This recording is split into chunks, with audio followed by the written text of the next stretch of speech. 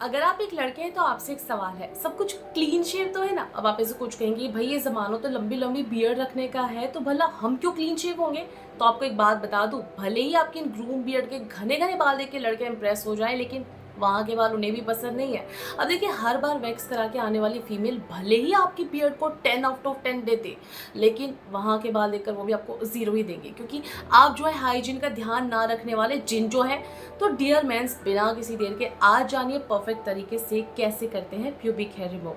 Hello everyone, मैं हूं आपके साथ Ujjwala, I am sex counsellor and educator, और अभी सब्सक्राइब कर ले हनीमून क्लिनिक। तो जानेंगे कि इतना ज़रूरी क्यों है, इसे कैसे करना है। चाहे आपका पहली बार हो, चाहे आप सिंगल हो, तो अभी से ही आदत डाल लें। अगर बाल आने शुरू हो चुके हैं और आप एक टीनेजर हैं, बेहतर रहेगा, क्योंकि भले ही आप ऊपर से कितनी भी परमीश वर्मा बन जाए, लेकिन अगर आप अपना ध्यान नहीं रखते हैं हाइजीन का, और ये लापरवाही जो है आपको दे सकती है बहुत सारे सेक्सुअल डिजीज। और हाँ, अभी भी पार्लर से जो आपके लिए आपके स्पेशल वन तैयार होकर आइए ना, उनके सामने एम्बेरसमेंट भी दे सकते हैं। अब जब इतने हीरो बने ही हैं, तो प्यूबिक हेयर को कैसे रिमूव करना है ये भी जान लो, वरना कोई ना कोई कबीर सिंह जैसी अनहोनी तो आपके साथ हो ही सकती है। तो जान लेते हैं इन्हें कैसे करना है। प्यूबिक हेयर को ट्रिम करें।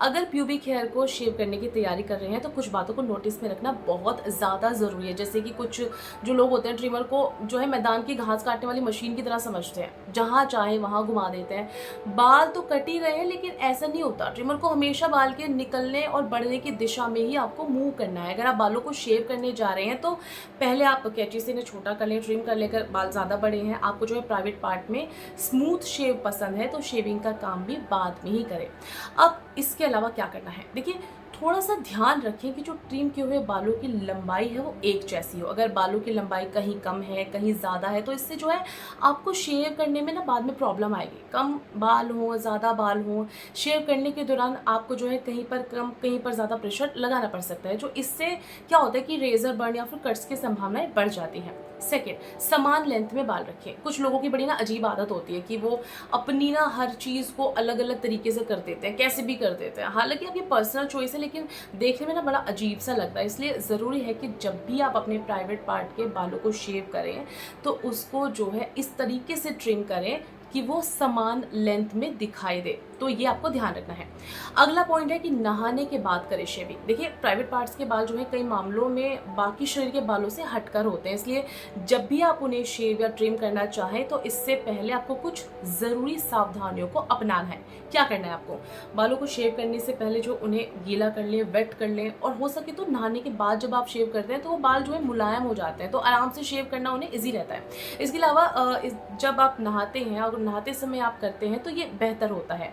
और इस दौरान जो है बाल और स्किन दोनों सॉफ्ट हो जाते हैं, लंबे बालों को शेव करना इजी हो जाता है, और इसलिए आप वहीं पर ही रेजर चलाएं जहां पर बाल जो है स्किन की सरफेस पर आए हुए हों। अगर वो ग्रो होकर कहीं और चले गए, तो उस हिस्सों को शेव करने की गलती ना करें, क्योंकि इससे स्किन में कट लग सकता है, खून भी निकल सकता है। अगला है कि रूटीन आपको बनाना है। अगर आप प्राइवेट पार्ट को शेव करने की शुरुआत अब कर ही चुके हैं, तो इस रूटीन का हिस्सा ज़रूर इसे बना लें, क्योंकि ये नहीं हो सकता कि आपने अब तो शेव कर लिया, अब अगला नंबर पता नहीं कब आएगा, 6 महीने बाद, 7 महीने बाद। तो ऐसा ना करें। प्राइवेट पार्ट्स के बालों की क्लीनिंग को महीने में रूटीन के हिसाब से करें।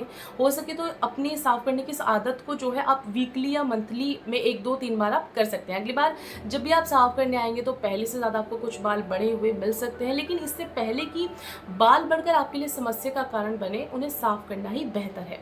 नियमित रूप से ऐसा करने से ये सुनिश्चित किया जा सकता है कि जो बाल हैं वो पहले से ज़्यादा बड़े और घुंघराले अब नहीं होंगे। अगला पॉइंट है, एक्सपेरिमेंट नहीं करना है। अगर आप टीनेजर हैं, डेट पर जाने वाले हैं, डेट पर जाने से पहले आप जो अपने पापा के रेजर से प्राइवेट पार्ट्स के बालों को बाथरूम में शेव करने का प्लान बना रहे हैं, तो रुक जाना। बहुत ज़्यादा डेंजरस है, बहुत ज़्यादा खतरनाक है। किसी और की चीज़ें यूज़ करना, किसी और की जो पार्ट प्राइवेट पार्ट्स की है, या फिर वो अपनी स्किन पे जो यूज़ करते हैं, आपको नहीं करना है। आप चाहे तो सैलून जा सकते हैं, वो भी सर्विस देते हैं, या फिर आप अगर इतने बड़े हो चुके हैं, तो एक हेयर रिमूवल क्रीम ला सकते हैं, कैंची का इस्तेमाल कर सकते हैं। आप चाहे तो एक रेज़र सेट अपना रख सकते हैं अलग से।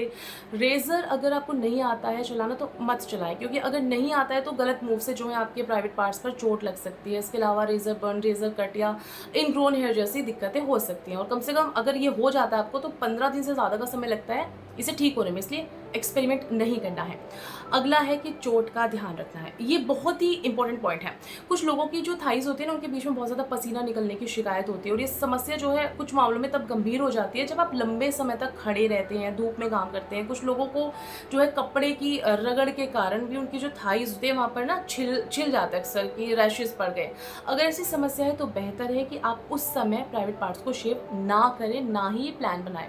और अगर बनाया है तो ये समस्या जो आपके लिए बहुत ज़्यादा बढ़ सकती है, प्रॉब्लम क्रिएट कर सकती है। इसलिए अगर आप स्पोर्ट्समैन हैं तो आप इस समस्या से पीड़ित हो सकते हैं। फिजिकल मूवमेंट जो ज़्यादा करते हैं उन लोगों के कपड़े बहुत जल्दी आपस में रगड़ खाते हैं, जिससे जलने की समस्या, छिलने की समस्या हो जाती है। तो ऐसे में पहले अपनी स्किन का ध्यान दें, उसके बाद ही बालों को साफ करें।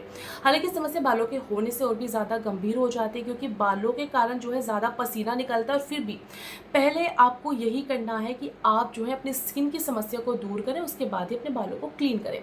फोरामेंस का ख्याल रखें। शरीर के जो है प्राइवेट पार्ट में एक खास तरह की गंध आती है जो पूरी तरह से सामान्य है। ऐसे में प्राइवेट पार्ट के आसपास जो है जो फेरामेंस होता है, उसकी स्वेट ग्रंथियां होती हैं, इसकी वजह से ही होता है। और कई बार पसीने के साथ मिलकर एक खास तरह का तरल स्राव करता है, इससे जो है एक अलग तरह की गंध आती है।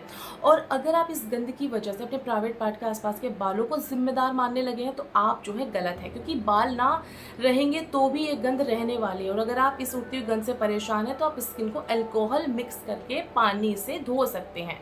गंध कम हो जाएगी और आप खुद को फ्रेश महसूस करेंगे। लेकिन इस दौरान आपको ध्यान रखना है कि कोई डिओड्रेंट नहीं यूज़ करना है, क्योंकि डिओड्रेंट के बाद जो है जगह से पसीना निकलना बंद हो सकता है, और कई तरह के केमिकल होने की वजह से जो है ये गंध की समस्या बढ़ सकती है। इसलिए हो सके तो प्राइवेट पार्ट्स को जो है आप डिटोल या फिर सेवलोन से क्लीन करें, उसे धोएं। तो ये थी कुछ जानकारियाँ, छोटे छोटे पॉइंट्स जो आपको ज़रूर ध्यान रखने हैं। वीडियो कैसा लगा कमेंट बॉक्स में बताना मत भूलिएगा, और अगर आपका कोई सुझाव है तो कमेंट बॉक्स में हमारे साथ शेयर कर सकते हैं।